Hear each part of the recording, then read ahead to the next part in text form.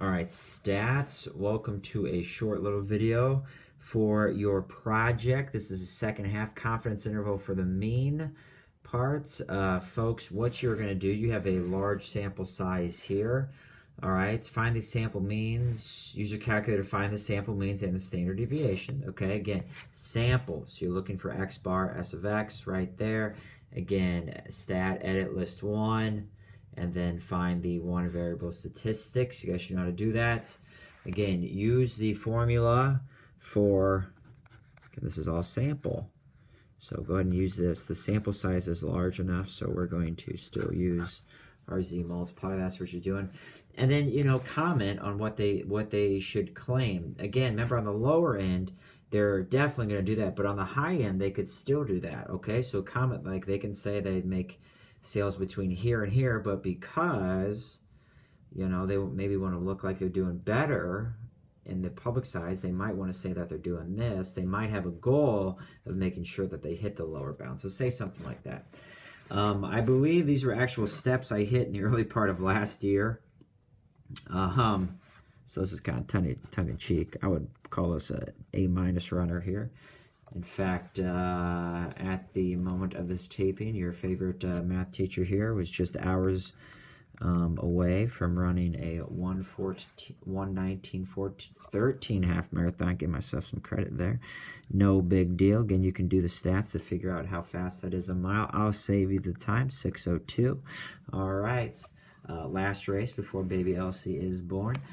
State the sample mean, standard deviation. Okay, again, give me those, and then just make the 95% confidence interval, which is that. Okay, and remark on the highest possible average. So the highest possible average, folks, is the upper bound. You're going to use the high in there. Okay, the highest possible. That's what this person could average. All right, here you go. You're going to do two different. You're going to find x bar for manager A and the standard deviation. Then for manager B, you're going to find x bar and standard deviation. Can manager B claim that they have much fewer malfunctions on their watch?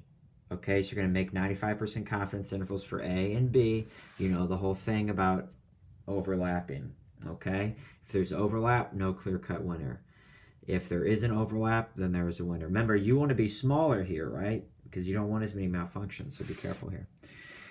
GPA of a sample of students at a certain selective school, 4.0 scale, males, females.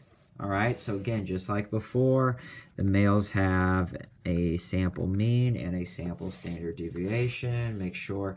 Also, on all these questions, tell me what the N is. Okay, give me N, sample mean, and sample standard deviation. Again, then I want to see a ton of work on everything else because there's not much here. And I need to see a lot of math done by hand. Construct 95% confidence intervals to decide which group of students has the definitive better GPAs. All right, there you go. That one should not be bad. I mean, you get these 4 questions done. It's going to take a while to type them in, but honestly, after that, it's not too bad. All right, so I think you're good on number 1, 2. Again, we talked. I would prefer you to do this question like this to find the mean. That's not the mean, that's a standard deviation. The mean is simply n times p. Again, so the best teams, that's how many of the quality starts they won, and they got a quality start in that many of the games. So to find what your actual N is, there's 162 games that could be played. They got a quality start in that many games. So that's going to be your true N, rounded to 2 decimals. And then the mean for the number of games they won would be they win 74.22% of those times whatever N you get there, round that to 2 decimals. Okay? And then 1 minus P would be the complement of that. All right? And you can do the same thing for the bad teams. Again, best and worst case scenario. Best case is 2 standard deviations to the right. Worst case is 2 to the left. Okay?